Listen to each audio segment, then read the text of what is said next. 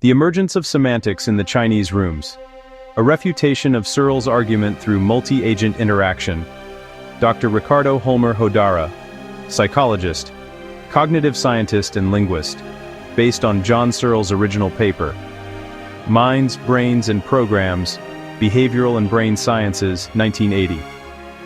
Abstract John Searle's Chinese room argument asserts that syntactic manipulation of symbols, even when producing coherent responses, cannot yield semantic understanding. This paper presents a critical modification to Searle's thought experiment, introducing multiple agents within the room, each possessing monolingual rulebooks in different languages, like English and Chinese. We demonstrate that through blind interaction and cross-referencing of these rulebooks, the agents can correlate symbolic patterns and eventually derive meaning. This process leads to emergent semantics without violating Searle's core premise, that agents follow rules blindly.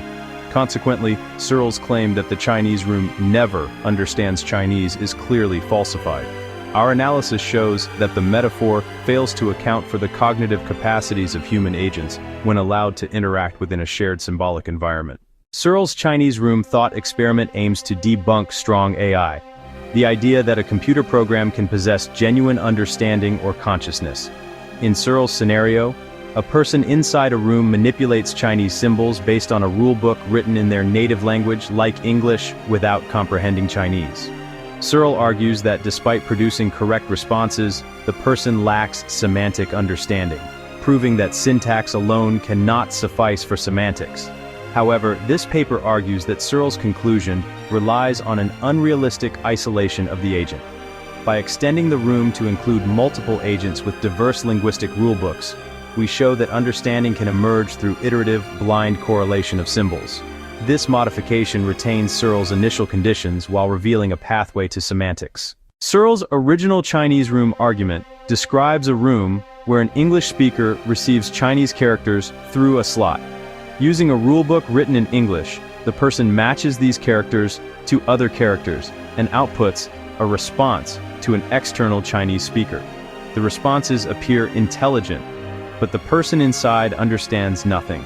Searle concludes that the person is merely manipulating symbols syntactically. Hence, syntax is insufficient for semantics.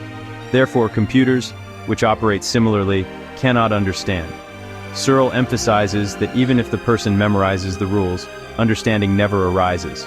The system, whether one person or a computer, lacks intentionality. Searle might object that this modification smuggles in understanding by assuming learning capabilities. However, our argument does not beg the question. It rigorously adheres to Searle's premises while exposing a flaw in his isolation assumption. Searle's premises are accepted. Agents follow rules blindly, syntax only.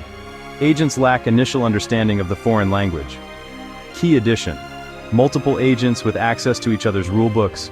Agents are human, possessing innate cognitive capacities for pattern recognition and correlation, as Searle acknowledges. The emergence of semantics is not assumed but demonstrated through the iterative process of cross-referencing. The agents do not learn in the traditional sense. They use syntactic rules to map correlations between symbol systems. Since Searle's original agent is human, this cognitive capacity is already present but dormant in the isolated room. The multi-agent setup activates this capacity without violating the blind rule following. Thus, our argument shows that Searle's claim that the room never understands is false when multiple agents interact. The room gains semantic properties because the agents inside begin to understand, and according to Searle, humans possess semantics by nature. Our thought experiment has significant implications for strong AI. While Searle uses the Chinese room to argue against strong AI, our modification suggests that multi-agent systems or interactive AI networks could potentially develop semantic understanding through correlated syntax. This aligns with connectionist or distributed AI models. The role of interaction. Understanding may not emerge from isolated syntax but from syntactic interactions within a community of agents. This mirrors real language acquisition, where social interaction is key. Refining the metaphor. The Chinese room is an inadequate metaphor because it ignores the potential for emergent semantics in interconnected systems. Searle's argument holds only under strict isolation, which is unrealistic for complex cognitive systems.